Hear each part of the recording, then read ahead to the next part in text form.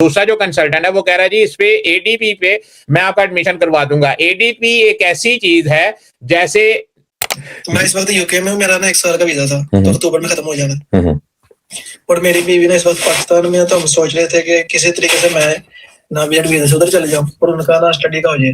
सही है, तो आप क्या मशवरा देते हैं? आपका अक्टूबर में, ये जो अक्टूबर आ रहा है इस अक्टूबर में आपका खत्म हो रहा है।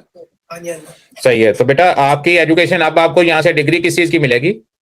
एयर वन की, बैचलर से 1 साल पहले की। बैचलर से 1 साल पहले की, सही है। तो आपकी वाइफ जो है वो उनकी एजुकेशन क्या है? उन्होंने एडीपी की हुई है, मतलब कि हाफ बैचलर। सही है, एडीपी की हुई है। तो आप जो है वो दोनों जो है ना, आपका बैचलर पूरा बेटा ना उनका बैचलर पूरा, तो यहाँ पे आप आना कैसे है? उन्होंने इंटर कब किया था? इंटर 2023 में। उनके इंटर में नंबर कितने थे? इंटर में कम थे लेकिन एडीपी में नंबर 3 सही है। आपका इंटर बेटा, आपके इंटर में कितने नंबर थे? मेरे 62 थे। 62% नंबर। कब किया था? 2023 में। तो बेटा आप अपना एडमिशन करवा लो, अपना एडमिशन करवा लो और अपनी वाइफ को जो है वो एज ए डिपेंडेंट जो है वो वहां से यहाँ पे बुलवा लो। पहली बात। दूसरी बात, साथ ही हाँ यही आप कर सकते हो क्योंकि आपका बैचलर जो है वो मुकम्मल नहीं है।